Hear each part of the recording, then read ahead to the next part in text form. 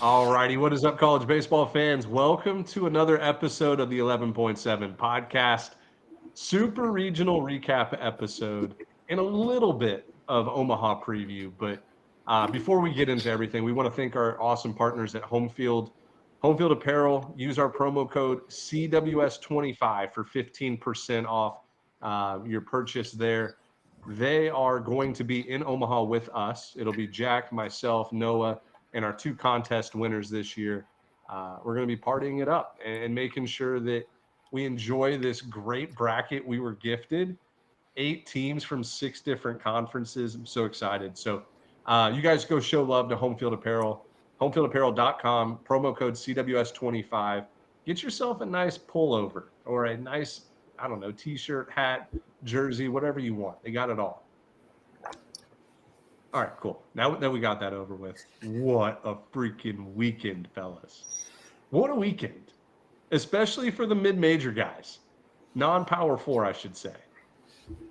Just electric. Coastal Carolina goes into Auburn, sweeps them. Murray State just wrapped up a win against Duke in a 3-game series, and we'll dive into that as well. And then Oregon State. I know they don't have a conference. They're not mid-major, but as an independent team, going in, beating Florida State in 3 games, just a lot to talk about. So Noah's first question is always, what's the structure of the show? Here's the structure of the show, Noah. We're ripping it from the dome. I'm going to end it. I don't even have my notebook open. And we're just going to go off of memory because there was a ton of memorable moments from this super regional weekend. The best super regional weekend I can remember since 2016, 2015, maybe. It was great. So I'm glad all 4 of us are here, even though Jack just left. Don't know where Jack went. Here he comes. Come on back, Jack. There we go. Come on back. And we're gonna start with this. The Murray State Racers, as a 4 seed, are advancing to Omaha. What kind of world are we living in? And we projected it before the season that this was going to be the year of the mid-major. Every 8 Omahas. I can't say 8 years because COVID ruined the 2020 season. So every 8th Omaha, we get a mid-major national champion. Coastal Carolina did it in 2016 out of the Big South Conference. Fresno State did it in 2008. We have 2 chances at this, boys. 2 of the 8 are mid-majors, with Coastal Carolina, who's the best team in the country right now, and I mean that, playing the best baseball in the country, and then Murray State, who is on an incredible run this postseason. I mean, what more can we ask for? Sorry, I'll shut up. You guys can talk. I'm still running the I was like, holy shit, man, you're on a heater right now. I'm long-winded. So my face is red. Murray State, man. Murray State. Coastal Murray State, opposite side of the bracket. They match up in the college championship series. We get our mid-major champion, guaranteed. But I mean, this whole postseason has been literally what college baseball has been about. Like, I think this was the most picture-perfect scenario we could have had. I mean, we had just all kinds of awesome things happening. So I couldn't be more happy. And tonight was just the icing on the cake. Yeah, it was not only just like all kinds of awesome things and everything that college baseball is about, like Dimitri said. I think it was everything that college baseball needed, because last year 4 SEC versus 4 ACC was the dominant storyline. This year there's 3 West Coast teams and 2 mid-majors in the final 8, which is incredible, because that was everything that the narrative wasn't coming into the year. It was everything like house settlement. It's going to be only the teams that have it rather than the have-nots. And a lot of people talking about how the Oral Roberts of the past are just no longer going to be the possibility. And I absolutely love that not only is there 2 mid-majors, there are 3 West Coast teams, and it would have been 3 Pac-12 teams. And that conference was destroyed by the greediness of everything that's going on in the landscape of college athletics. I cannot wait to get out there and cover this Omaha 8. Noah, I want you to name the year and the team of all 4 seeds to make Omaha. Ooh, quiz You're time. you're putting me on the spot, but we've got 2025 Murray State, 2023 Oral Roberts. I know the other two. It's Kent State and Fresno State. Fresno State was Nope. Kent State a 3 or They were a 3. Damn it. Same year though. It was the same Same exact year. college. They went through the Baton Rouge Super Regional. Stony Brook is the other one. Mm-hmm. 2008 Fresno State, 2012 Stony Brook. Yeah, 2012. 2012 Stony Brook, 23 Oral Roberts, 25 Murray State. So those are your only four seeds to ever make it to the College World Series. I mean, when it happens, you just have to be so happy. You just have to embrace it because you don't know. It could be 10 years before another one ever makes it. Yeah. Well, I want to touch on a point that Noah said earlier, and I promise Jack will get to you. But we know you lean SEC right now. Like that's all you care about. So we'll save that for later. Hey, just seeing the content online. That's all I see. But Noah brings up a good point. The House settlement that gets announced on Friday evening, Friday news dump. And it's going to screw up a lot of college athletics, in my opinion. With the money going mostly to football and basketball. But this College World Series, we might look back in 20, 30 years and say, oh, the 2025 College World Series saved about 50 to 100 college baseball programs. Because now these other schools are saying, oh, you know what? One, college baseball has never been more popular. Two, you can take a team from Western Kentucky in a small school called Murray State, and they can make it to the College World Series at a national level. Well, shoot, why don't we invest more money into college baseball and try to get to the College World Series? It's there. It's possible. You get the right players, the right personnel, the right staff, and it's possible. So you might start seeing a lot of baseball programs bump up their revenue, bump up their budget because of this for mid-major schools across the country. It's 100%. It makes total sense. This is everything. I was still a believer in this, and I have receipts that I will be pulling out. Baseball, the best team on the field doesn't always win. That's just the nature of the sport. It makes all the sense in the world for mid-majors to invest in this sport rather than a sport like football, because I mean, the more physical, the more fast, the better, more talented teams in football win more often than in baseball. Athletic talent. It goes football, basketball, then baseball. And I'm not talking about how talented. I'm talking about how much the game is impacted by it. Baseball is the least impacted by just pure size and talent. Basketball, if you have a couple great three-point shooters, you don't have to be that big to take down Goliath. You know, if you run into some mid-major team in the March Madness that just rain 60% from the three-point line, they're probably going to beat you. But then football. So if you're a mid-major, just become a baseball school. Yep. And just go all in on them. All right, I have two things. Didn't think I was going to shout out the long-lasting, ever great I don't around know the what's horn. going on with this, but Jack, your you got to take the microphone. hood off. Your AirPods are bad. Am I Take that good off. now? Yeah, good call, Ben. Much better. Yeah. What a disaster of a start to this show. Dude, so much better. Attaboy. I was about to shout out around the horn. Felt like I was on the mute button for the first 10 minutes of this damn thing. Mhm. And then secondly, the disaster that started before this, where I was on this damn thing twice somehow. Shout out to Noah's picture. No, I didn't grab one because my but- phone was glitching out. But all kidding aside, man, I thought you guys hit the nail on the head. I think what's so beautiful about this, even though I caught unnecessary strays from Mr. Upton up there, anybody else work for a mid-major school? Nope, nobody. Cool, gotcha, sweet, no big deal. But seriously, I think what's cool about baseball, and I think we've long said this, is it's not about who's the best, it's who's the hottest. It's the most relatable sport on planet Earth, because if you put in the work, anybody can get anybody on any given day. But I will tell you guys, you're a bit remiss to mention the fact that Kevin Schnall does not view this as an underdog run. Like, this is not a Cinderella team. No. This is a mid-major program that poured gasoline on the fire after they won a national championship in 16. They had been disrespected year after year. Win 45-plus games. NCAA doesn't give a two-bid league to the Big South. Now look at Campbell. Now look at Liberty. These big-time programs made the move. The Sun Belt has reaped the benefits that they have sown. And Coastal Carolina has built a palace, as they call it, at Springbrook Stadium. They have poured a ton of money into the player development side, into recruiting, getting bigger, stronger, and faster. And they run 3 guys out on the weekend that sit 92 to 95. This is not a program that views themselves as a fluke. This is not a program that is underlooked by the media, despite what their fans might say. This is a national powerhouse across the country.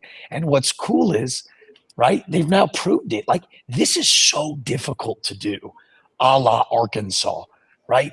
You're here in Fayetteville this weekend. Ben jokes about doing the SEC run this year, and it's true. Like, there were some bucket list spots I had to come see. And to see Baum Walker and to see how much these fans care, 2 coaches in the history of this program is unfathomable, right? Maybe the most – I got in trouble for using this word earlier in the week, so I will not say blue blood maybe ever again.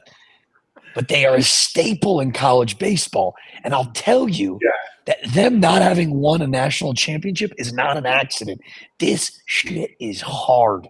And to see a Coastal Carolina go back for the first time since 2016 when they won it, to see a school like Murray State get there, it is a testament to all the quote-unquote little guys to keep on freaking pushing, man. What a beautiful slate we have this week. Jack, we are an informative podcast. We are an educational podcast. We are an entertaining podcast. Ben and I are going to teach you who the Blue Bloods are right now. I know the answers. Can I defend myself quickly? Go ahead and give it the Blue Bloods. Open up that can. We don't. All right. So I'd like to put, hey, hand up. I still view social media as a diary. I don't think anyone actually gives a damn. I thought in the tweet I was explaining that, like, if North Carolina would have won a national championship, they'd be a blue blood. Like, cementing is the word I put it in. To me, the only 3 blue bloods in college baseball: Texas, LSU, Southern Cal, Miami. Okay. Miami. I feel good about those 4. I'll give you my blue blood. I think Ben and Noah will agree with me. Yeah, we were talking about this the other night because of Jack.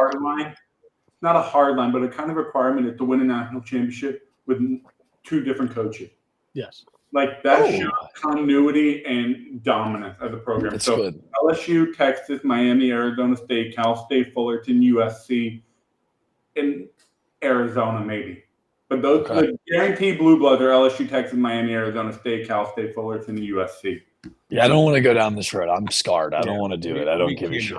We do not have I don't care. I'm going to get yelled at for this segment right here. Anyway, I miss about no blue bloods. I mistexted. I think the rule is, I think the name and the word is ridiculous. I won't go there again. I'll tell you, Coastal Carolina wins. Blue blood. They win the national championship. Blue blood. Can we teal blood? Teal blood. Hey, Can we talk about how inevitable this Murray State team was? They could not be stopped, like, offensively. I was gonna say something just along the lines of that. People have to remember, Murray State beat Ole Miss in a 3-game series on the road, with a game sprinkled in the middle of it against the ACC regular season champion Georgia Tech. 40-plus wins for Georgia Tech. Murray State won a 3-game series on the road at Swayze against LSU with a must-win game against Georgia Tech in the middle of it. That is how impressive their run had been. At Swayze against Ole Miss, Jack was so confused. The 7 games that they've played in the NCAA tournament, 65 runs. Add in the 4 Missouri Valley Conference games, 11 postseason games, 110 runs. They are averaging 10 runs a game in the postseason. This lineup is incredible top to bottom. It starts with Hogarth, who is a very important bat in that lineup. Top of the order, right-handed stick with like 6 lefties after him. It's incredible. Like, Ben was talking about it. Ben, you want to say what you were saying pre-show? I don't remember what I was saying pre-show, but I know that Hogarth is prime Manny Ramirez right now. Like, he's walking up to the plate. and like the effortless swing, the long, all the way through the ball swing. I'm gonna grab my baseball bat. Just All right, now we know Ben locked in for the show. yeah, no, Hogarth's is freaking stud. You were talking about how almost everything falls for them. Seeing dude, eye, it's unbelievable Yeah. what Murray State is doing. Like they are doing tennis serves to the outfield. The perfect top spin liners right in front of the outfielders. And then when the outfield for Duke or Ole Miss or Georgia Tech started coming in, they would hit the freaking wall. Like ball in the gap, off the wall. Yeah, dude, everything fell. they are going to play so well in Charles Schwab.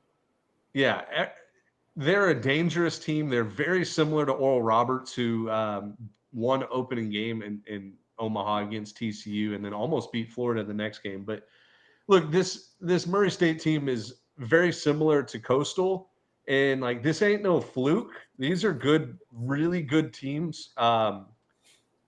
Murray State won the regular season Missouri Valley. They won the Missouri Valley tournament. They won 40 plus games in the regular season. They beat everybody on their schedule.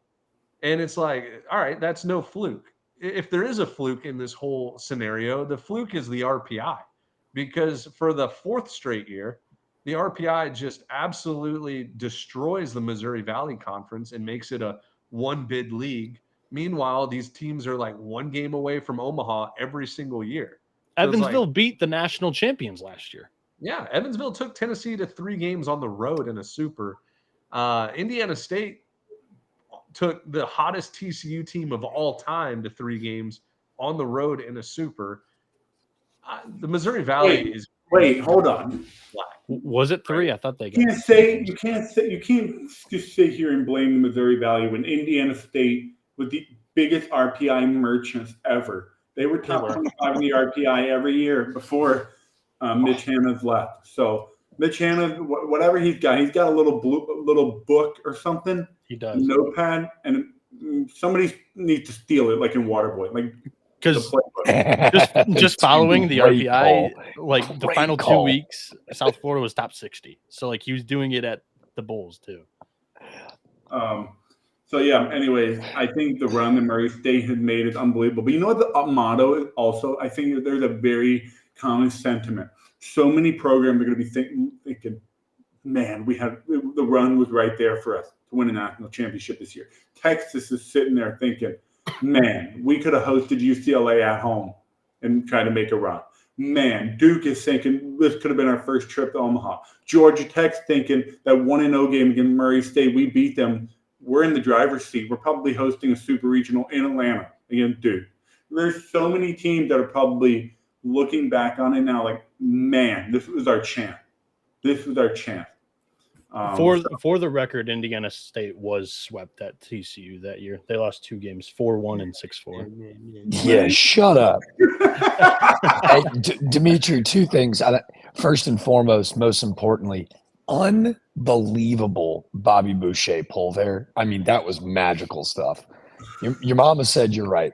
Secondly, though, and this is where this damn sport, like, you go back at the professional level or at the college level, right? Like, Duke is going to lose sleep over the fact that they just lost their first ever hosted super against Murray State. But I don't give a damn about that. Like, everyone's going to go with the shoulda, coulda, woulda. Ole Miss loses 11-10 in that game. Of how improbable was it that Murray State held on? Instead, let's look at the other side of the coin. Murray State did everything right in every big moment. So I don't want those teams to think to themselves, oh, man, how did we not beat Murray State? I want everyone to go, man, the Racers did it right every time. You can make the same argument about Coastal in 16, right? Like that big high chopper that sends them to Omaha. Hey, it's an infield freaking hit. It's a 5-3 if it doesn't hit the pebble. But guess what? They're natty champs. These teams of destiny, it always takes every bounce to go your way. That's what makes them the team of destiny. Right? Tennessee fans are sitting there going, an 84-mile-per-hour exit velo homer and an 89-mile-per-hour exit velo grand slam just sent us home. Arkansas feels like it's their turn. In order to make these runs, I don't care about who's in the opposing dugout. There is a baseball god element to this thing every year. 100%. We saw a baseball god element firsthand today when was it Gracia? Gracia. Yeah, Gracier hits a ball that somehow it went 700 feet, but also 384 at the same time. If you look at the projections and whatnot of like projected exit velocity, projected distance, that was a homer. It had to have been. That was an Angels in the outfield. Like the Angel just grabbed the ball and threw it back on the field. Yeah. I don't understand how that ball did not go over the scoreboard. That's a tie game. I thought, oh my God, home run, way out of the stadium, Yeah, gone. me too. Quick sidebar. 20 minutes in, we have two of the best polls all season long. Gentlemen, we are in Omaha fashion right now. You're going to take me to Bobby Boucher do you guys know who made that catch in Angels in the outfield? It was Matthew McConaughey. Matthew McConaughey and freaking Sandler already 20 minutes in. Betty boy, well done, gentlemen. Omaha form. Oh. All right, Ben, take us through the bracket. Let's give the listeners how these teams got here. And, yeah. So we have 8 teams left from 6 different conferences. Really, really cool stuff. And like I mentioned earlier, I think this is going to save college baseball from that house settlement. The more representation this has, the better. And you can be an ACC fan or an SEC fan or whatever. I don't care. Like, it's going to pay off in the long run. Like, this sport is going to continue to snowball into bigger and better things. But Dimitri, should we start with Murray State's dance partner and UCLA? Yeah. Top right. We'll start here. Sure. Yeah, we'll start top right. Hey, can I say something before we start though, Ben? Yeah.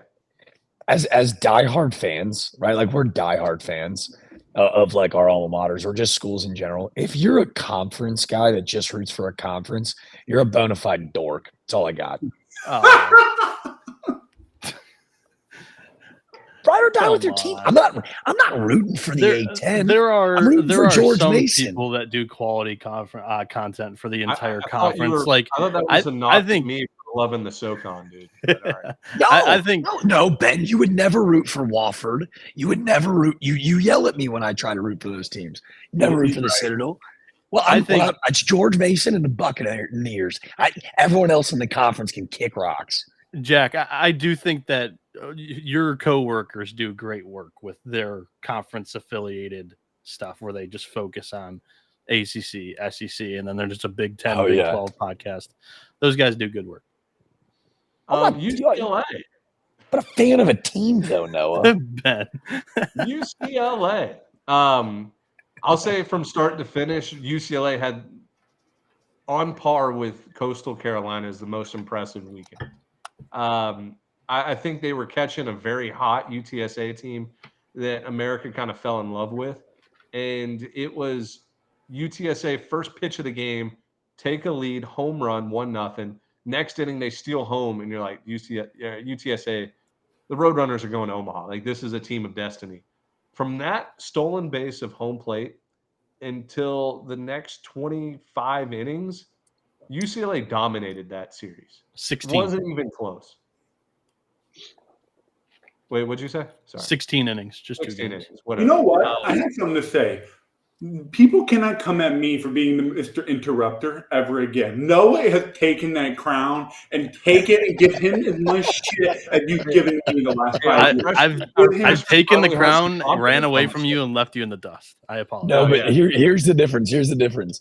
Noah's the fact check guy. Like I would have never second guessed Ben there. Dimitri, you're the U-turn guy.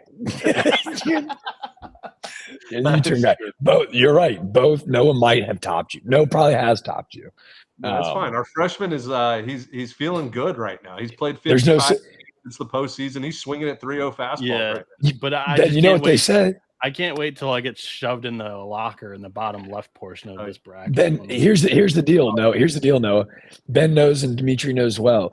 There's no such thing as freshmen this time of the year in the college baseball season, but there are such thing as savvy seniors that are still going to belittle the hell out of that freshman for being. And we are going to let Noah freaking hear it about Arizona. I cannot. Buckle up about Arizona. I will bury you. Noah. All right, going back to UCLA. I'm very, very thankful to have UCLA in the College World Series because I think this is going to be Rock Chalowski's national media stage coming out party. It is ridiculous he was not a Golden Spikes finalist. I think he is like just as talented, if not more talented than like Drew Burris, who eyeball test, Drew Burris passes it, Vahiva Aloy passes it, and then Rock Chalowski. Like those three guys to me are, in my opinion, the most talented players in the country. It's going to be exciting to see him play in Omaha, like firsthand. On top of that, UCLA has some freaking dudes out of the bullpen and on the start. Like their whole pitching staff is ridiculous. And a lot of this team is sophomores, so they're going to be right back here next year. Very, very scary team. I think Vegas has their odds way too high, I guess. Way too high right now. They could win the national championship this year, fellas. They're that good. So you mentioned the pitching staff, and that was something that I had been a victim of questioning it for a lot of the year. And I was listening to post-game press conferences like I always do. Pat Hallmark even said it. Like scouting this team, I circled the bullpen as I think his word was like a chink, like a possible question mark. And you look at it on paper, and there's a lot of guys that, have inflated ERAs. And I was discussing this with Dimitri when we were watching this team play. They didn't allow a single hit. The bullpen didn't allow a single hit to UTSA in the 2 games. 8 innings, no earned runs, 4 strikeouts, just 1 walk, 0 hits. And I went to the regional too. I was like, has this been, consistent success from the pen? I mean, for the most part, yes. I mean, they allowed 7 runs in 3 games, but it's a 2.59 ERA in 24.1 innings, just 7 earned, 23 strikeouts, 7 walks in the NCAA tournament. So 11 hits allowed.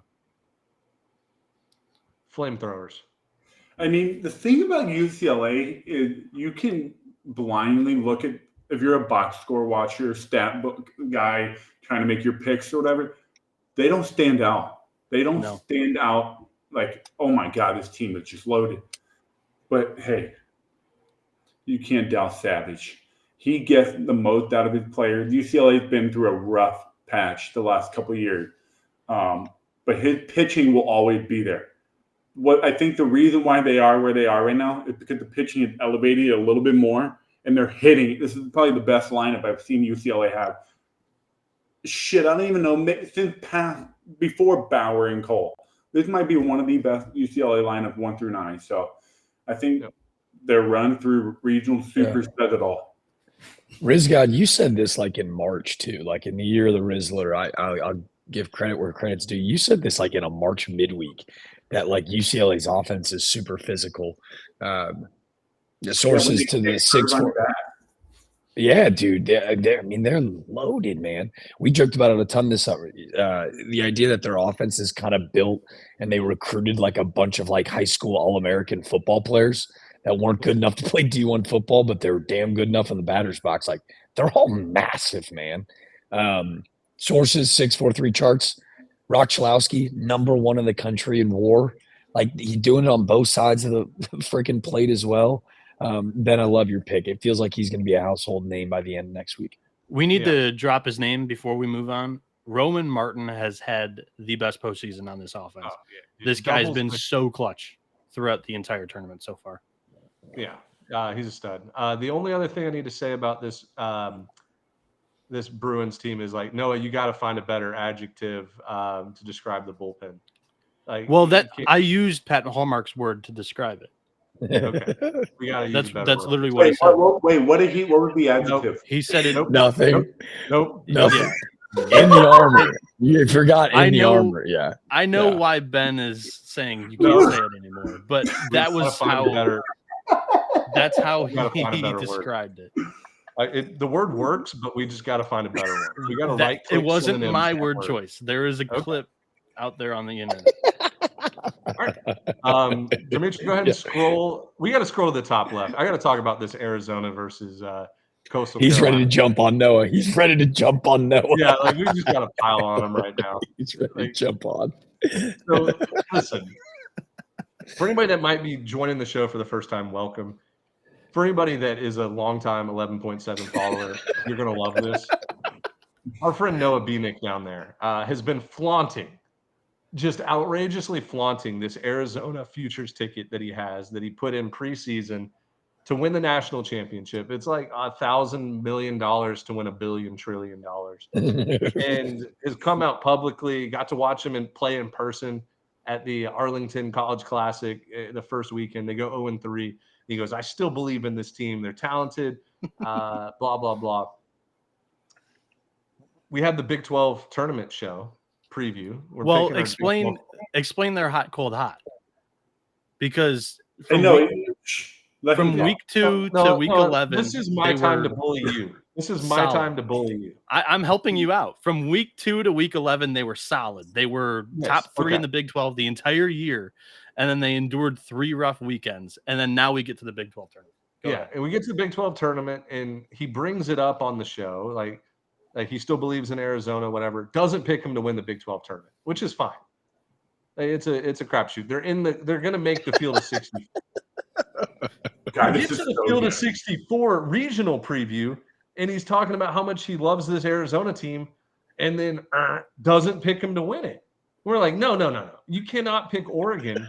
No, sir. You are like obsessed with this Arizona team. You have to pick Oregon.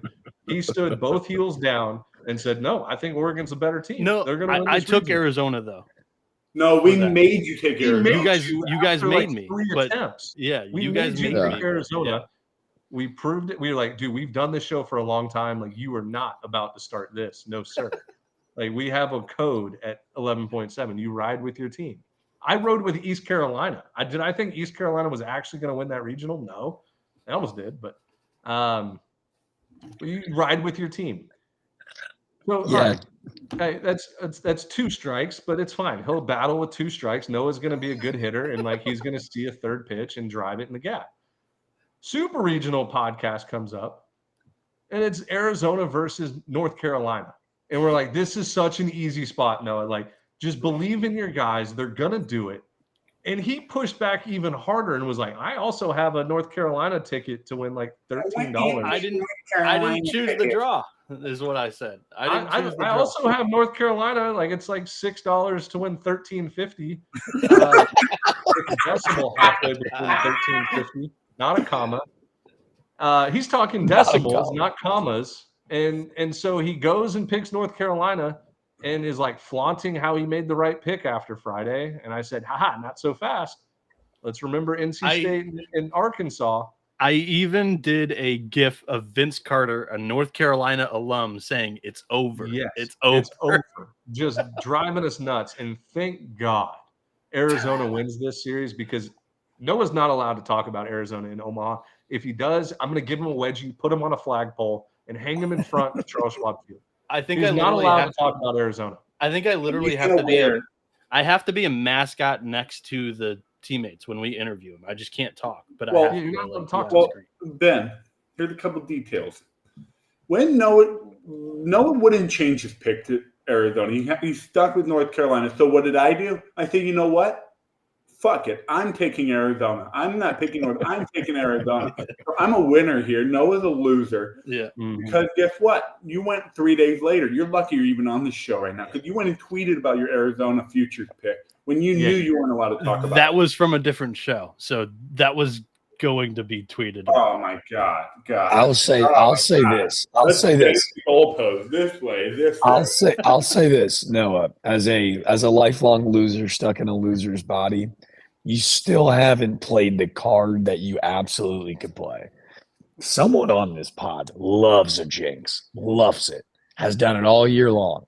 You could have easily said, I'm reverse jinxing my way and hedging my way into the biggest comma hunting play all year. That's what I'm doing. Jack, yeah, it is. That's such a lie. I love you. It's not true. It's not true. I picked against them every step of the way in the postseason. I don't know how that's not true. Because of your reasoning. Because of your reasoning. Because your reasoning. Well, I'm trying to pick them right. I'm trying to pick these games right. And that's why you're not doing it. But Noah, you knew what was right back in January when you placed that Arizona bet. Yeah. No, it's a marathon, not a sprint. It's a marathon. With that being said, Arizona Arizona is donezo in this matchup. Jacob Morrison's going to shove it right up Arizona's tailpipe. They got no shot. This is how you should do it, Noah. You see what I'm doing for you? We successfully have actually proved this theory with Coastal Carolina all I year. know. We said it all year long. Us as a podcast have picked against Coastal Carolina in Every step of the preseason, way. in the regular season, in every big series, in the Sun Belt tournament, in the regionals, and in the super regionals, and they won 100 straight games. Wrong. Not so fast. The Troy Trojans did beat them, and we were right. I had Coastal in Omaha pre-tournament though. I will say this. I lived and died by the reverse jinx. Their fans can think otherwise. I took them to go to Omaha at the midseason juncture. Yeah. I hypothetically invested in it for them to get to Omaha, and then I picked against them every single weekend. Tournament, regionals, super, and now I'm holding on to my nice little hedge guy. That was a great investment. So what's going to happen if, like for me, I'm going to pick against Coastal Carolina again, and if Noah picks against Arizona again, it's like an immovable object versus the other immovable object.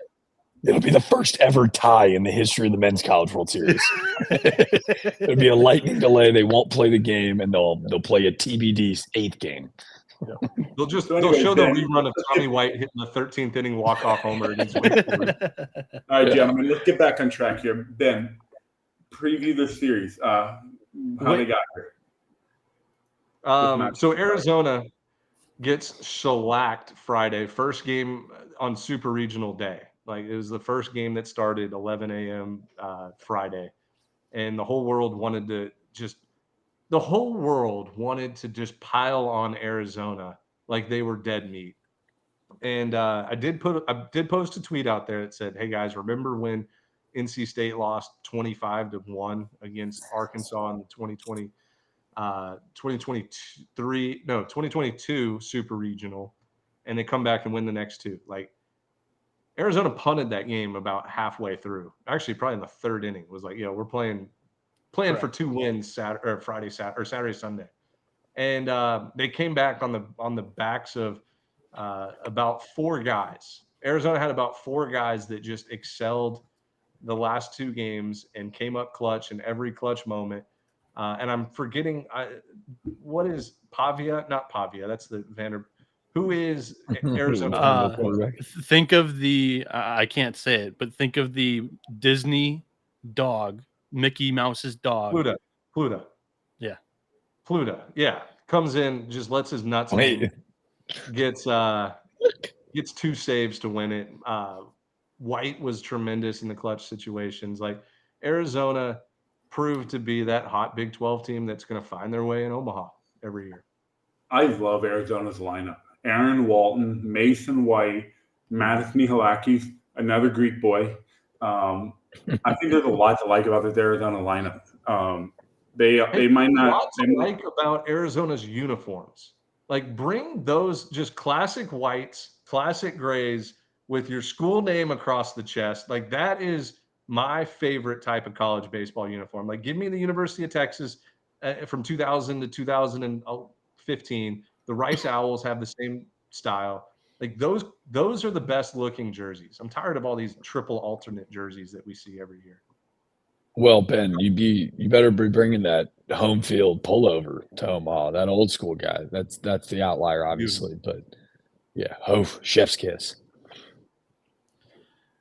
Yeah. The shortstop couldn't stop talking about Coastal Carolina and how he gets to play against this team. Do you guys want to talk about that storyline? You can say their names. We're just Mason White. Yeah, Mason White was like jubilant because he knew the first opponent that they would be able to play, and this is a Tucson kid who was very emotional after the win because it will be his first time in Omaha. He had watched the team during their national championship run, 2016, and now he gets to go out there and play for Arizona. But he's been the face of the team for the long run, but it's a strong pitching staff And Aaron Walton's played like a dude. Wait, like is Mason White like a publicly known lifelong Arizona guy? Yeah, he's from Yeah. Tucson. Yeah. Was, like, I didn't know that. Okay. They lost to Coastal in the championship. Childhood fan. Awesome. Speaking of that timeline too, the only storyline I had about this Coastal team, and man, we bragged on them a ton. What is really cool about this matchup in general, right? Like Kevin Schnall, first year. Not sure if you guys saw the story about his getting to have his whole family there because his youngest was in the hospital. Like that's really cool. So you'll have that experience, obviously. So like that pays dividends, right? Like you can coach your guys up on, hey, this is like what this timing is going to feel like. There's a big layover in between. How do we manage the highs and lows? Like that's a big competitive advantage at this damn tournament, right?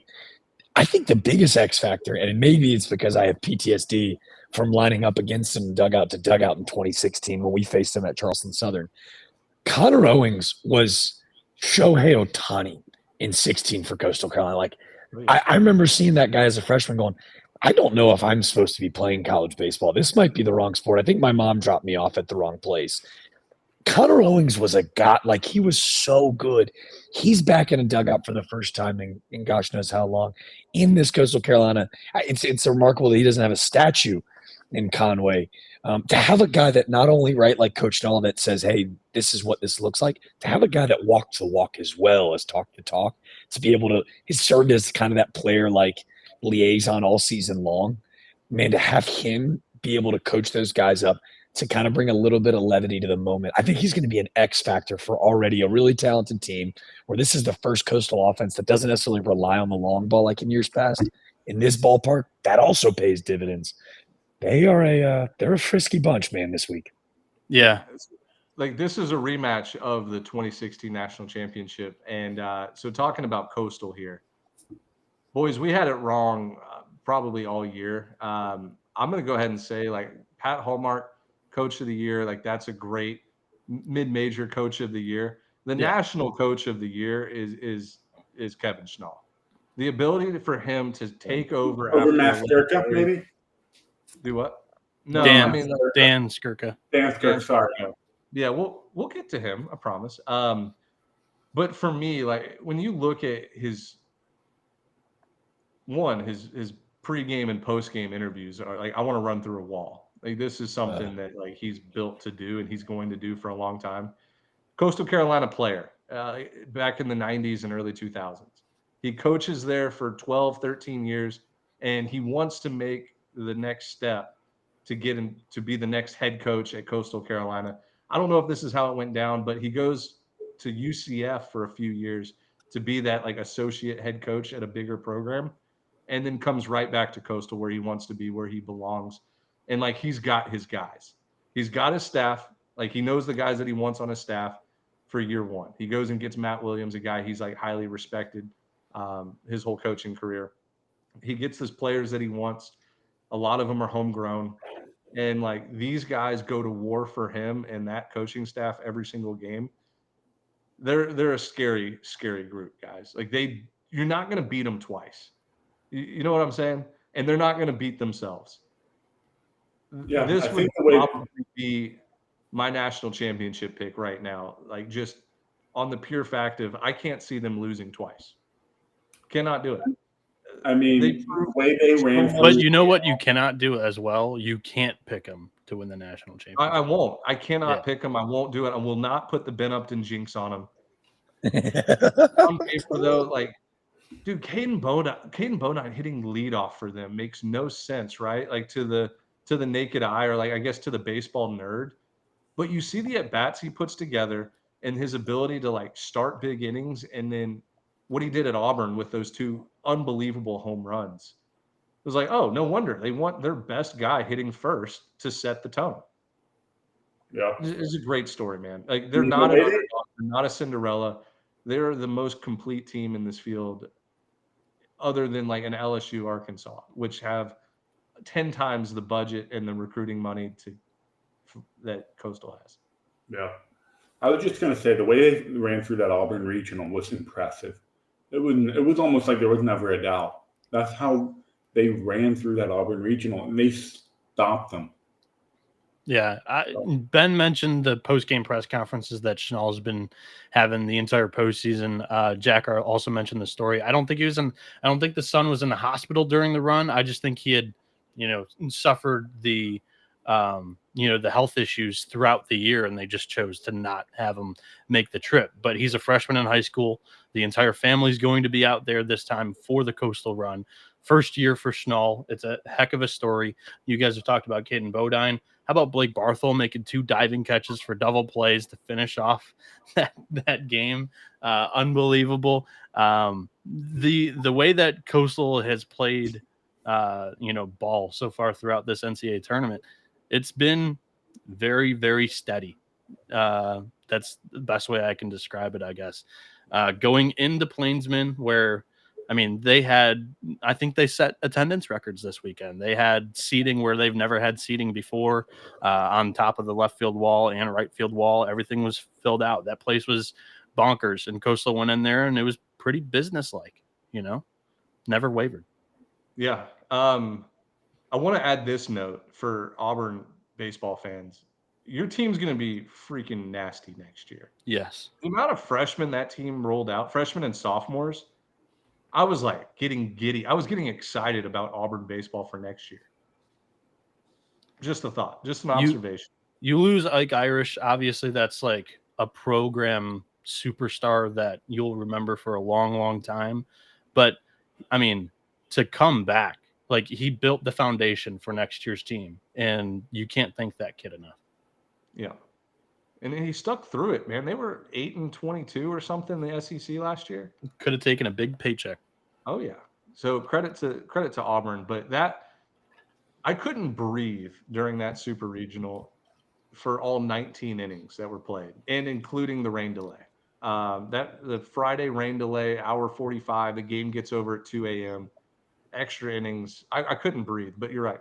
Blake Barthel, 2 back-to-back ending double plays was really cool.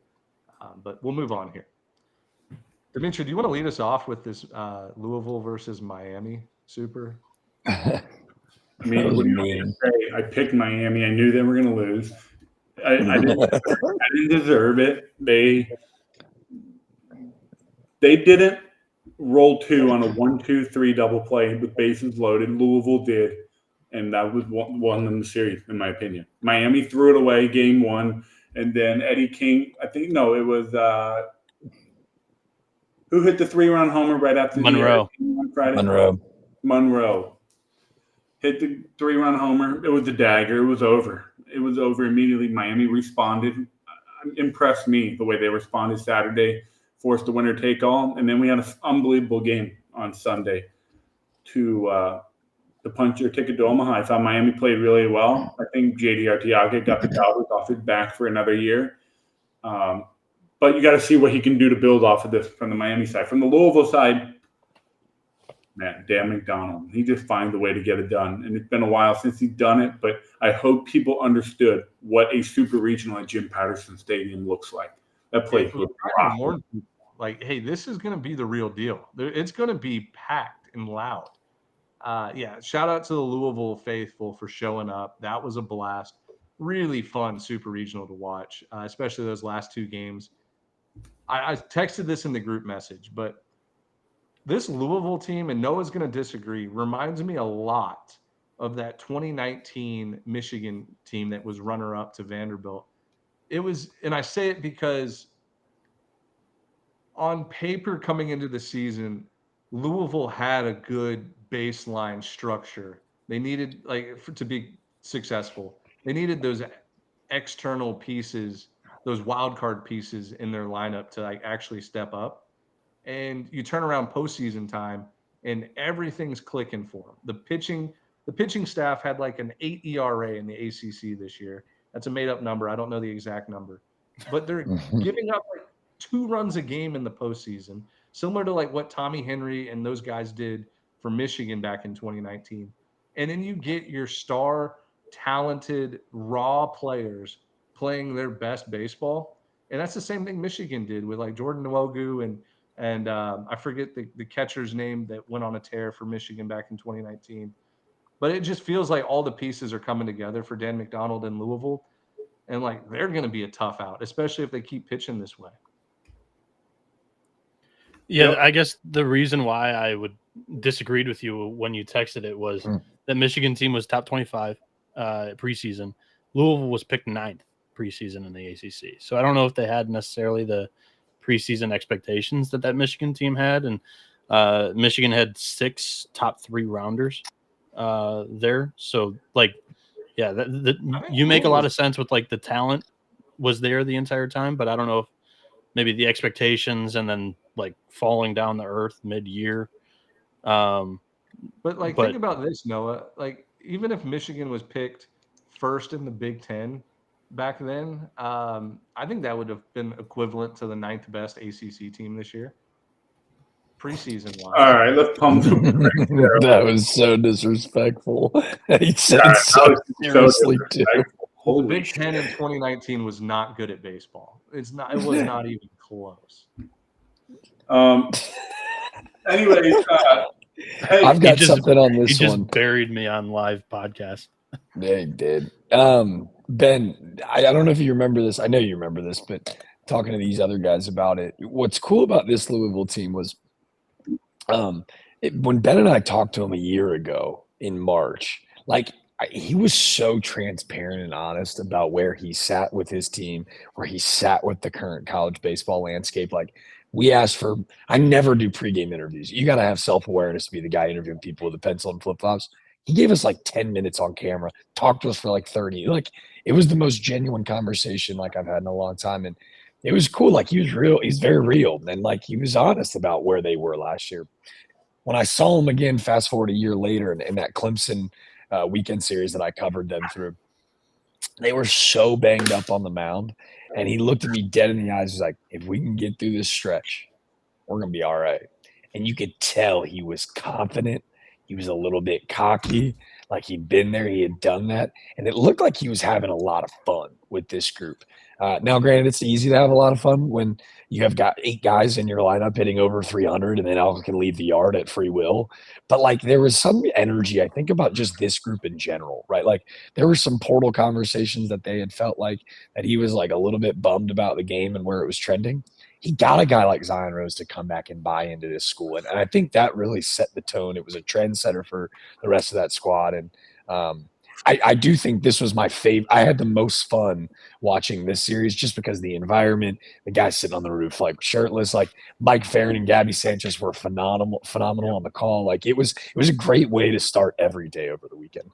Yeah. If I was to recommend anybody a post-series press conference, it's 40 plus minutes long, but Dan McDonald was tremendous in that.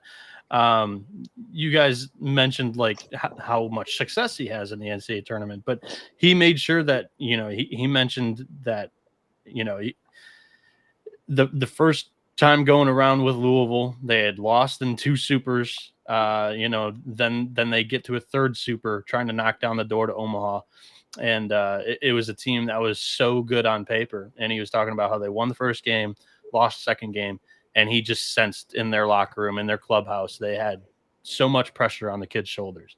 And his mom wasn't able to come to the super in Louisville this year, but he remembered, like, he told the story, like, what his mom told him that time. She was like, you haven't enjoyed the journey. All you talk about is Omaha, Omaha, Omaha. And then, he talked about how a light bulb had clicked for him during that.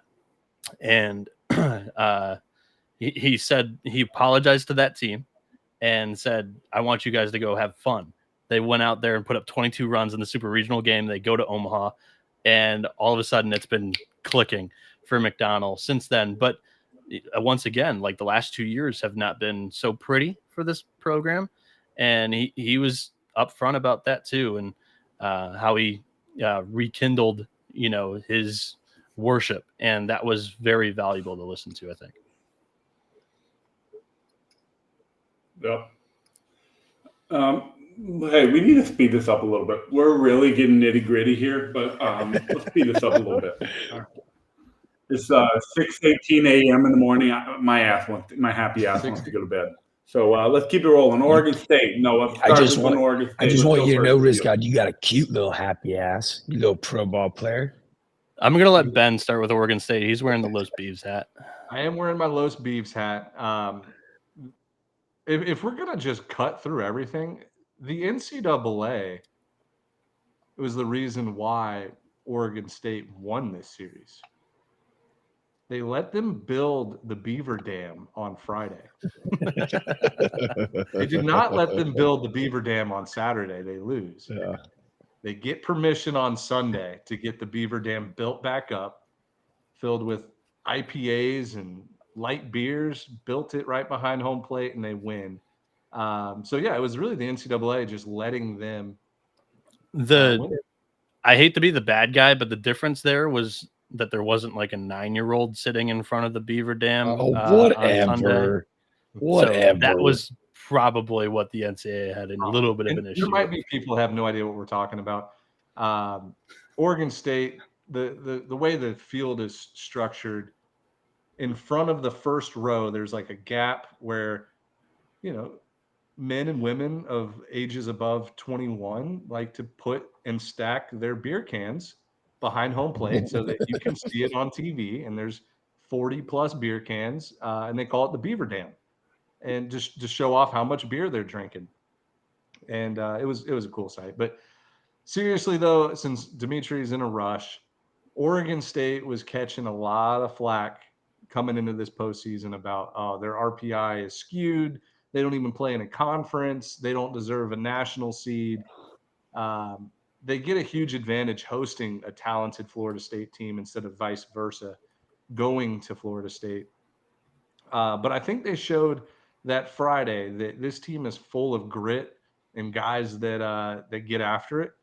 Coming back down 4-1 with 2 outs in the 9th inning, piecing some singles together, pushing it to extra innings, and then winning it in extras. And it was like, oh, Oregon State's going to sweep this series. Florida State comes back the next day. Jamie Arnold versus Ethan Kleinschmidt, one of the best pitching matchups we saw this super regional. And Florida State actually comes out and wins it. So heading into Sunday in Corvallis, I don't know how to say this other than it was an offensive outburst from both teams, but that 6-run first inning from Oregon State, who was it? Who hit the grand slam? Gavin Turley? Was it? Yeah, Turley hits the grand slam in the first. Caraway. No, I'm sorry. No. He hits the 3-run homer. They hit the home run cycle in the first 3 innings. No, Reeder hit the home run in the first grand slam. Puts him up. Was it more than 6? Was it 6-2? It was 7. They put up 7 total in the first. It was Florida State struck first with 2 runs. Oregon State got 3, and you're like, all right, 3-2. We're heading into the second. Then it was like not so fast. Oregon State banged one out. Then they go back-to-back solo shot and made it 7-2. And then Turley hit a home run later. Caraway hit a grand slam later in that game. It was an offensive outburst for both teams, and it was. You could tell Oregon State was like counting outs in the 2nd inning. Like, can we just hold this lead from this explosive Florida State offense? They went hitless from like the 4th inning to the 8th inning. So they kind of went cold there. They were counting outs for sure. Lodi's was inches away from making that game so interesting. I think it was like the 6th inning or 7th inning. He was inches or feet away from a grand slam. And that would have made it 14-10 in like the 6th or 7th inning. And I know Beaver, or 12-8, or I don't remember what it was. It would have made it a 3 or 4 run game. I know Beaver fans would have had shit down their leg if that was a grand slam. And Dimitri says that I'm on Twitter way too much, but I know Wes Mendez was getting shit because, he was on top of the world against Mississippi State in the regional final, and then comes out in the 1st inning. He doesn't get out of it. Link Jarrett after the game said that, he was feeling sick the entire time, that the condition in Oregon State. I don't know if you guys were watching. I know you were watching the first game. There you could see the pollen flowing and flying in front of the camera. Like, he was just like, his allergies were bothering him the entire weekend. He was never 100%, but we had to try and get some outs from him, and they just couldn't. But yeah, that series was great. The first 2 games were absolutely incredible. And then the third game offered you some offense if that was more to your taste. I think when we look back on this, there's going to be 10 plus Major League Baseball players in this series between Florida State and Oregon State. I mean, the physicality and the athleticism that both of these teams possess, it was like, it almost made me sad that both of these teams would not be in Omaha. Right? Like, is that a good take Definitely there? a good take. They both felt like Omaha teams. Yeah. The only thing I have for it, Dimitri, I can't believe you brought it up. Coach Canham, back in October, interviewing players out in the outfield with a pen, jumped on a call, cleared things up. He's still a pen guy, Dimitri. I can't believe you didn't want to go there and talk about that. But Los Beeves, get ready to do your best work. I'm holding Willy Wonka's ticket. I need a gift, good sir. I'll see you next week, pal. Mitch Cannon confirmed. Dimitri, we talked about this in October, did we not? Yeah, we definitely. Dude, October? I don't remember shit. Dimitri, I'm sitting on the beach October.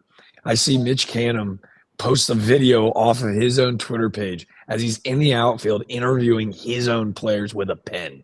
Yeah. So I start commenting like crazy. Yep. 15 minutes later, he's DMing me. We're on a phone call as I put my toes in the Atlantic Ocean on Sullivan's Island and had one of the best conversations of my life. Like, dude, homie. He's like, dude, I had no idea you were doing this. Coach King was like, I had no idea you were doing this with a pencil. I was like, well, keep doing it with a pen because I'm all on board with this. Like, it doesn't matter what it is. Like, I love it, Coach. And dude, and you didn't go to Corvallis for regional? Just know I'm holding a hypothetical golden ticket. I was a believer right after that call. Oh, man, I cannot. And that is the first I've ever. That is the first I've ever brought it up on a podcast. I immediately regret doing it, but it's pretty damn cool that they're there. Los Beeves, I need your best work, good sir. Jack, I want the video of the interview with Mitch Canham saying, No. It was no interview. We just jumped on the phone like we were just talking. Yeah. No. You're about to see him. Yes. I can do that. That's a good call. Sorry. I need it direct to my inbox. A video of Mitch Canham with a pencil in front of him saying, "You will do it. You will do it." He's got a big black pen that he uses. You can tell he's got it like right in his clipboard. Breaks my heart a little bit every time I see it, but I know that it comes from a good place. It's all love. Jack, man, I'm so jealous. You guys are gonna. I know we're gonna miss you. We're gonna miss you, buddy. My favorite you gotta come, field. man. You gotta come. We miss you. I can't. Yeah, you're balling. All right, Ben, kick us off. Well, I don't want to kick us off. Jack was at this super. No. You're gonna kick it off, and you're gonna hand him the pen. I want to fullback dive right to Jack. Jack, you were at this super regional LSU, or I'm sorry, Arkansas, Tennessee. I was looking to LSU. Arkansas, Tennessee. I was looking at the LSU logo on the screen. I'm sorry. Arkansas, Tennessee. Talk to us about the sweep of the Hogs over the defending national champion Tennessee Volunteers. Man, that crowd was something special. You know how they say it's not the place, it's the people. I found it to be one of the very few experiences where you go, it's both. Baum-Walker is a cathedral. We joked about it on the last podcast. I didn't really know what I was getting myself into, right? Like I didn't know about the beer hats and I didn't know about the mayhem. But when you've got, I think it was 13 tents lined up for 8 days in a row, when regionals were announced, 13 tents lined up and occupied at all times because that's their PD rule. If not, they will be taken down. 13 tents for 8 days in a row. Someone's sleeping in it. Rain, sleet, or snow, sleeping in this damn thing in order to rush through the hog pen to get their chairs on that front line. Like I know you guys call me an SEC slappy. Like it's not, it just means more. Like they do care more than anyone I've ever met in my entire life. They are clinically insane, and so am I, and I'm all about it. It was a really, really cool environment. Zach Root set the tone, obviously, on Saturday. I do have a comp for you guys. If he ends up bringing home a trophy to Fayetteville, Arkansas, it's going to be very Madison Bumgarner-esque, I think. Like I see it in the arm slot. I see it in the delivery. It's an invisible fastball. He clearly's got a little bit of an FU attitude. And Gage Wood was their X factor on Sunday. He was dynamite up to 100. But this offense is really, really kind of silly. Like it's pretty stupid how deep they are 1 through 9. How everyone can leave the yard whenever they want.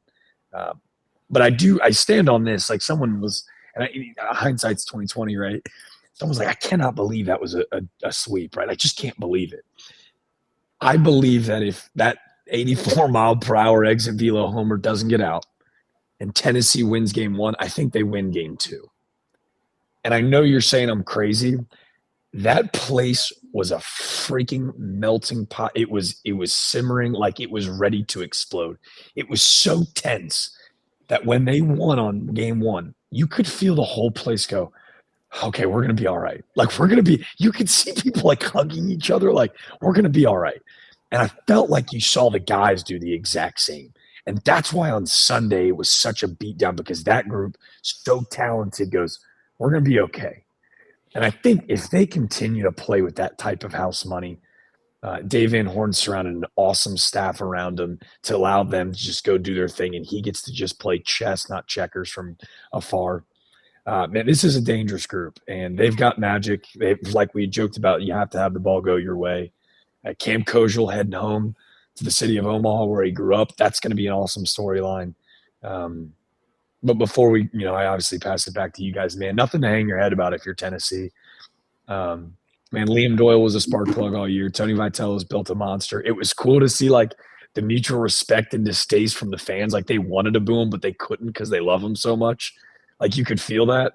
But I think, Well, you know what? They can't boo him. They can't boo him. Because, don't say it. When Dave Van Horn wins a national championship this year, he's going to retire, and Tony V's going to. You're just pissed off an entire state. You know that, right? I will say this before I'm done. I do think Andrew Fisher may have just had one of the most slept-on, underrated seasons in the history of college baseball. I know that feels like a lot. It is the most aggressive, violent swing you've ever seen in your life. And he reached base safely in every single game he played this year. He was top 5 in home runs, and he inverted his walk-to-strikeout ratio. Like, that is crazy. So kudos to he and Liam Doyle. They were a lot of fun all year. But this Arkansas team is just getting started. I just want to say something that I find so interesting about this Tennessee team. 3 of their best players were all transferred that came in. Yep. I think, and people are going to say, bring hater. up No, the graphic that you made. I didn't know if you were going to talk about it or not. I can bring up the graphic, but I think it's so interesting. Tennessee, arguably their 3 best players: Andrew Fisher, Liam Doyle, and Gavin Keelan. Would you say they're probably their 3 best players? Yeah, I put Hunter Ensley in that mix, but yeah. Andrew Fisher. Duke didn't make the College World Series, so the graphic is not. Andrew Fisher transferred from Duke to Ole Miss to Tennessee. Liam Doyle transferred from Coastal to Ole Miss to Tennessee. Gavin Keelan transferred from Louisville to Tennessee. Duke ruined it, but it would have been Coastal, Louisville, and Duke all in the College World Series, while Tennessee 3 best players left the school to try to go win a national championship. So I think it's just an awesome little nugget I thought was so cool when I came across it, that, hey, grass is not always greener. Sometimes sticking it out might reward you. Sometimes leaving will reward you. Matt Vierling left Louisville to go to Murray State. I don't know if he was a grad transfer or whatever, but Louisville's going to College World Series, and Matt Vierling is taking the Murray State Racers to the College World Series. So the transfer portal thing, that's just something I wanted to bring up. Matt Vierling is a MLB player for the Tigers. Not Matt Vierling. It is Will Vierling. Will Vierling. So Arkansas, I think they just created a new trend, guys. Every stadium is different. I'm aware of that. But I thought they just, you don't see players go into these stands and celebrate with fans every single, super regional win or regional win when you do it at home. And you see a lot of them go around the field, acknowledge the fans, high five the first row and whatnot. And they were talking about post game how they were planning on doing that. And Vahiva Aloy, just without saying anything, just opens up the gate and runs up the stairs of the section onto the concourse, and just brought on like not just the first row, but the entire fan base, so they could, celebrate with the team and the team could celebrate with the fans. I thought that was absolutely tremendous, and it's going to happen more often because that Arkansas team did it, and it was very well covered, not only by Jack, but there was also great videos going around. This Arkansas team seems like they are loose, like looser than a lot of other Razorbacks teams. Jack interviewed him. He was in the post-game press conference as well. He's heading back to his hometown. Cam Kojal just seems like one big ball of energy. He seems like a fun guy to be around for sure. Yep. The offense rakes. The pitching staff is deep. They're dangerous. I think for Arkansas, not having the target on their back was the best thing that could have happened to them. Yep. Tennessee had the target on their back for a little bit. LSU had the target on their back for a little bit. This year, Arkansas seemed to just be creeping right behind all these teams. Yep. Everyone knew they were good, but nobody would just throw them into that one spot and just demand that they're the best team in the country. So you're spot on, man. That's exactly what I was trying to echo, is this idea that they did not feel that game one. Like, you could feel Tennessee coming in going, we're the villain this weekend. Let's go. Got it right where we want them. And Arkansas was really tight because that fan base was really tight. And to your point, like all those, national championship expectations, not only last year, but the year before, they were not the team this year. There was a ton of parity. There was a crap ton of number one overall teams in the country, and they were rarely it at times. And it feels like they're now going into it and they have now found their identity. Right. Which is, once you find that and once it's solidified, everything else is dandy. Like I said this before, and we've all played at really high levels and played on really good teams. The most fun you're having is when the winning is a byproduct, right? Like it really, like it's whatever. Chuck Davalon said it, a mid-major transfer that came in and they're like all learning how to fish together. And like, that's become like their whole narrative, but like, it's not forced. Like when you try to force the identity piece, yeah, you can see right through it. Chuck Davalon said something really interesting, and no one has really ever said it before, but like the idea of, hey, we want to just keep playing together. Like a lot of teams will say that. How many of them mean it? Like, we just want to be around each other for one more practice. We just want to be around each other for one more game. He goes, dude, we just wanted to keep winning so we could play again together. And if we win a national championship, that's awesome. But I'm going to be pretty sad after that because I'm never going to see this group of guys again like the way that we are right now. And that's when it clicked, where you're like, winning is byproduct to what's happening right now. And like you see Steel Eves jumping into the pond, and all of that is not forced. It was very like, oh, we should do this and this and this. And this is a team that's so completely bought in that all of the things that you are now witnessing are just a byproduct of them having fun together. Before we move on from this series, I do want to address my tweet about Zach Root, and Tony Vitello touched on it post-game as well. It's not as much of the reaction that I hate. I hate how it's being officiated, because when you see other similarities in how passion is expressed, is the way that I like to phrase it, I love it. But if you're going to enforce it in other areas, I do think that it probably should have been enforced there, because not only was it directed at the team on the field, but like everybody saw the clips. So that's all I want to clear up from my tweet. Did you get dragged through the mud on Twitter or something? yeah, No, I just thought it got a lot of eyeballs, and I want to make it clear that I like that emotion. I like that in the game of college baseball. But if we're going to officiate it, I don't want some guy being thrown out of a game because he's stepping on the field with a hard hat for 2 steps and it's showing up the other team. And then you have it literally broadcasted on national television and you don't do something about it. And Tennessee gets warned for it. That was totally bullshit. No, you know what I don't like either? When people have futures tickets on the team and they pick against them. Put a tweet out about that. I did. He did do that. He did. All right, let's talk Baton Rouge Regional. We got a little bit of Alex Box after dark. It was a blast. I'm going to come out and say it, hand up. I was rooting really, really hard against LSU for two reasons. One, I have a soft spot for West Virginia baseball. Like they've been so close so many times, and like they had to run into the buzzsaw of this LSU team on the road. But two, damn it, dude, we're gonna get another Rocco's Jello shot record, and it's gonna. And not only that, LSU travels so well. Like hotel prices are going up again, flights are getting more expensive. Like the whole LSU Economic tribe or impact. community is going to be in Omaha, and like they're great people. I've met multiple LSU like diehard fans in person. They're always great, super nice people. But God, do they just make the lines in Omaha so much longer? They make the hotel room so much more expensive. Like it's going to take an hour to eat anywhere downtown because the line's going to be just like 100 LSU fans. So yes, I was rooting against LSU. Am I happy they're going to be there? Yes, because the city of Omaha can literally just flourish in money for the next 5 years because of all the money they're going to make off of LSU fans this week. But it is going to be something that is going to hopefully get the appreciation it deserves. That first round Saturday night game, LSU Arkansas, will be the hottest ticket probably in College World Series history. It's going to be so special to be a part of it. I want to give West Virginia some flowers.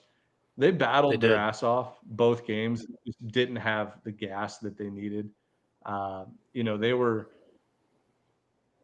out of it both games and then somewhat got into it and then immediately got out of it again is the best way to put it.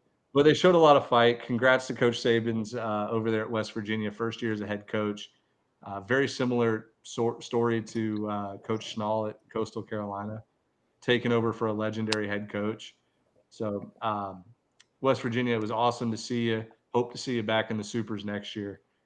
But man, who's going to beat this LSU team twice? Little Rock almost did it. You could look up and LSU could go Cade Anderson, Anthony Ianson, 2 games. They're sitting in the semifinals. But you know what?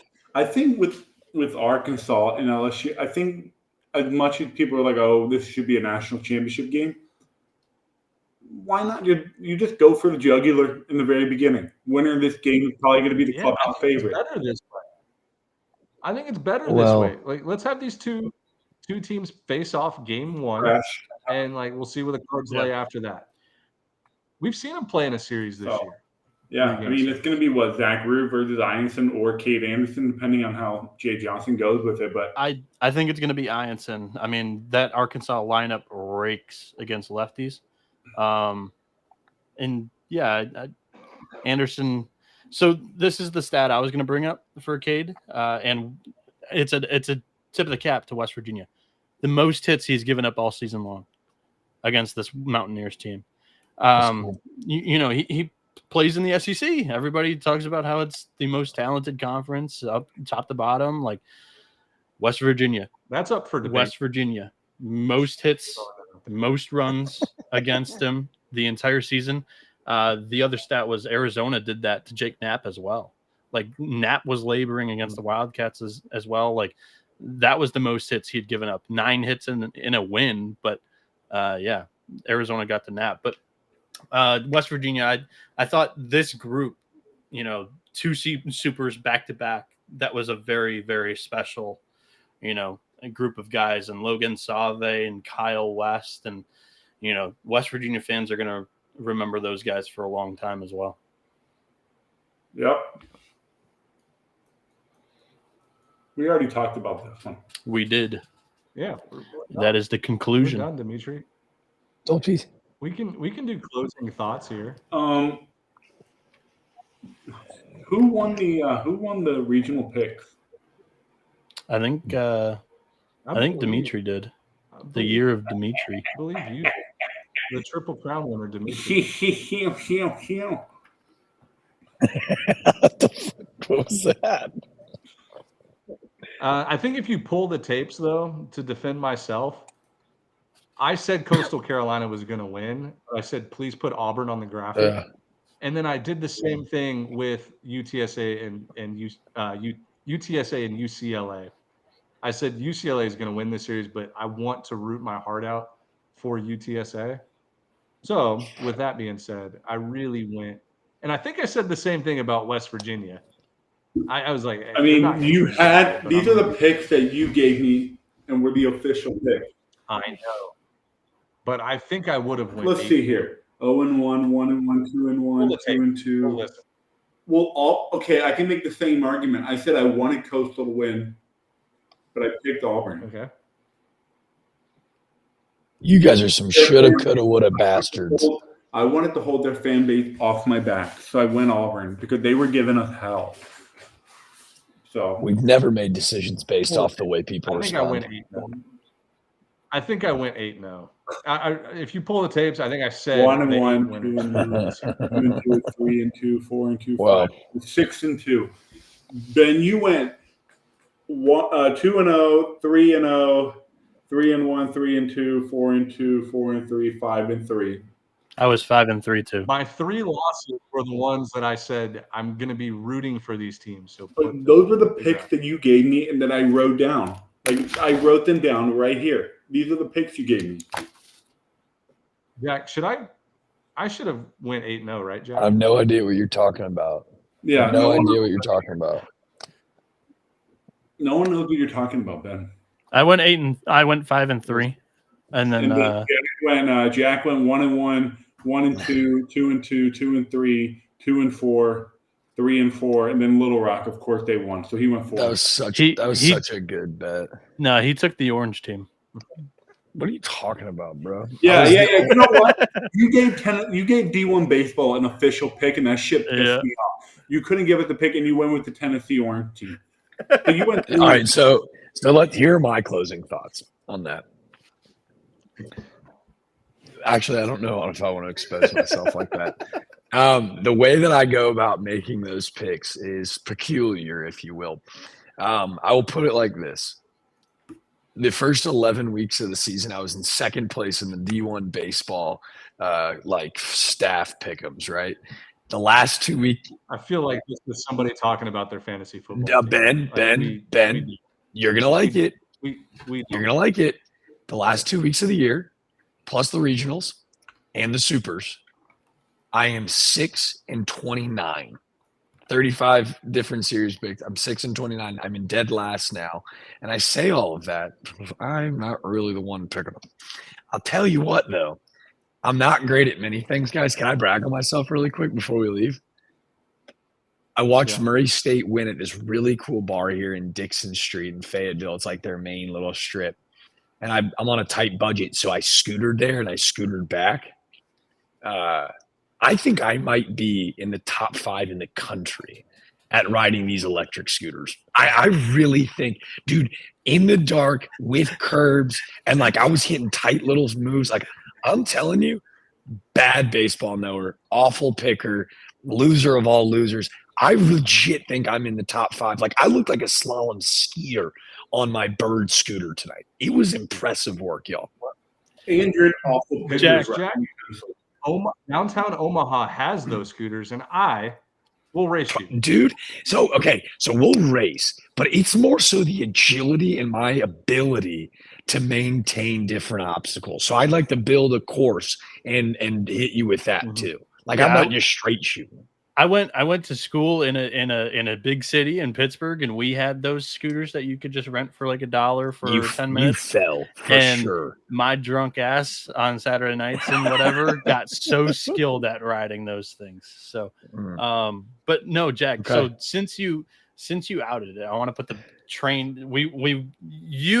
You were on the train tracks, and then you took that right. That way we wouldn't keep going straight. I have no idea what you're talking about. You said it. How did we start talking about? Yeah, so you wanted said to brag on myself. That you haven't made your picks. I want to know who the actual DJ is over there. All right, so we're doing. I'll tell you. Yeah, he knows. It's a blonde girl that lives in Washington D.C. My lovely girlfriend Natalie Spatula, the All-American College Baseball girl, who, by the way, was you guys had a lot on the line tonight. Natalie was live texting me this Duke Murray State game like she was playing shortstop in it. Like, dude, I've never been more in love with my girlfriend with the way that she watched this baseball. Guys, you guys got her hooked. She's bringing Ben on the show. I'm sure she'll have Dimitri and Noah on as well for live hits in Charleston or in DC. I allow her as a good boyfriend, as someone who has not been home on a weekend in close to 13 weeks. Her to help out in making these picks, and she loves the underdogs. So D1, I love you. I have had some help. It was really working for the first 9 weeks. But it has not gone so great the last week and a half. It's been quite the strife in our relationship. Yep. She loves to pick everyone that they don't. So now you know it. Good call, Benny. Jack became the all of the team SID's favorite guy ever because they would just tweet out like, "Hey, this guy was the only one that took us." I have no idea what you're talking about. I have no Freddie Fade, man. I have no idea what you're talking about. Shout out Natalie Spatula. She was very proud of some of those SID tweets. But she is not. I will tell you, she is not sitting on our podcast tapping me on the leg to let me know what to pick on while we're live. These are just gut reactions, and as you can tell, I'm still not very good at it. Dimitri, What? Sleepy kitty. He's just sleepy. Oh, Dimitri. Before we leave, your final thoughts should be very poignant. Is there anything you'd like to talk about? I'll put it like this. I have been blessed enough. D1 guys have helped me. I have been on the road every single weekend since April 4th. Before that, 2 weeks in March, 2 weeks in February. There have only been 3 weeks that I have not traveled to a different college baseball venue. Far and wide across the country, I've had the opportunity to meet fans, take pictures, sign stuff. And the number one common theme across the country this year, Dimitri. Yep. Release the video. Oh, the video. It gets deleted. Delete in the fucking dumpster. Get rid of that. Dimitri does not trust us, everybody. This was the biggest topic pre-show. He does not trust us to have the video on our phone in Omaha. So Yeah, that's fair. So we've Can got you send it? Can you send it to me before you do? I'd like to have it. You'd like to have it and then delete it. Here's the video. Yeah, can I just have it and delete it? Delete. It's been done. And here's Brooks dancing as a T-Rex. He was a dinosaur. He was the biggest racer fan today ever. I was so proud of him. All right, gentlemen, it was fun pissing my pants. You guys were a man of your word. I'm a man of my word. I can't wait to piss my pants again next year. I love it. Hey, Dimitri, I guarantee that you won't let the people see the video. No. They have to earn it. They have to earn it. Why? I mean, I guarantee it. You're right, and I'll let them see it. Okay. If you're in Omaha, I might have a backup video. Yeah. How about this? I know you guys are show somebody. All right, out of pure happiness. So hear me. I'd like to, as a group, guarantee that Murray State doesn't win the national championship. That way we can all pee our pants together when they do win it, and that would just be fun. Deal. Yeah. Done. Do you know what I mean? It would just be fun. And Jack and I can do it live in Omaha. Yeah, oh god, it'd be so great. And we'll do it on a live stream. I'll do it right in front of the statue. Like, hey, we should Saturday night, this coming up Saturday, after the LSU Arkansas game, before we go back to the hotel, a group of us and any 11.7 fans should pee our pants outside the stadium. Down. Together. Down. I'm down. Together. I guarantee that we can't get a group of 10 people to guarantee with us. How about We that? can get 10 LSU Arkansas fans in a heartbeat. Let's get 100. All right. 100? Let's All right, there's someone smart, aka Noah's our fact checker guy. What's the Guinness World Record book? Remember those awesome books at the book fair in elementary school? What's the Guinness World Record of most people publicly together pissing their pants at one time? No idea. That's your homework for this week. I was jealous of not going to Omaha with you guys. Now I'm glad as hell I'm not going. Bro, tell the truth, man. Our You guys, hotel's are like gonna be full of you guys are going to be full of so many bad ideas the next 10 days. I just know it.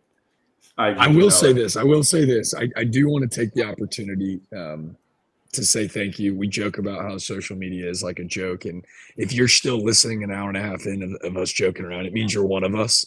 Like, truthfully, it means you're one of us. And I have said from the jump, social media is a diary. I forget that people are listening or watching. The only reason we get to do the things that we're doing is because of y'all at home. I had joked about it for a long time that if I'd ever gotten to 10,000 followers on Instagram and Twitter, that it was going to be a slow, organic burn, and I'm getting close. And I didn't really care. Am I? Oh, that's cool. Yeah. So I just don't really give a damn, right? Like, because that's not the dream. But then you put into perspective of what that means. And when Ben texted about 11.7's account getting to 90,000, you're allowed That to. was Dimitri, but yeah. Oh, even it is the year of the Riz God. You just don't miss. You're getting sappy on us too, Rizzler. But there's something to be said, man. Like I don't take it without a grain of salt. Like it is special that people actually give a crap about what we're doing. And man, I just want to say thank you. So if we do or don't piss our pants, that's whatever. But I will like to say this. If we can get to 11.7 thousand followers on Instagram and Twitter, I will get a pencil tattoo in Omaha. We'll live stream the whole event. And if Ben would like to do it with me, I'll get 11.7 in the pencil instead of Dixon Ticonderoga #2. So much love. Let's get it. I just want to say thank you to all the fans who rode with us all year long. I know it's Omaha week. It's the big granddaddy of them all. But I think true college baseball ended. Yep. Super regional. I agree. Go to Omaha, Yeah. they battle it out for the national championship. But true college baseball ends in super regional because you're still playing home ballparks. It's still the camaraderie of college baseball is where the game is played at the home ballpark, the unique fields. So the season is not over, but it is kind of over because now we're in the sterile ass ballpark called Charles Schwab Field that I despise passion. I don't like that place. I wanted to go back to Rosenblatt, or I wanted to go to a ballpark where fans are on top of the field. And Did you guys see what just happened? His positivity count ran out. He had to mix it up. We were getting too sappy. I want to thank all the fans who rode with us this year, and I appreciate all the support. And Charles Schwab sucks. And it's true. That was so perfect. It's true. But anyway, thank you to everybody, ride or die with us. So it's been a hell of a year. College baseball is over.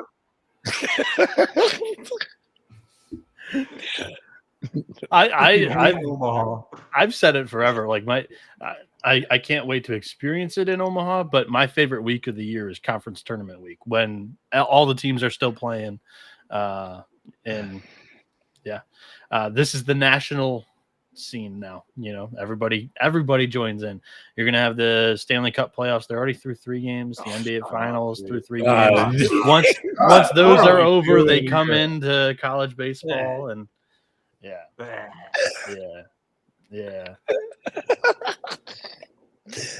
That was good. End the show, Ben. End it. We're going off the rails. We're delusional. Yeah, we'll be back with our College World Series preview soon.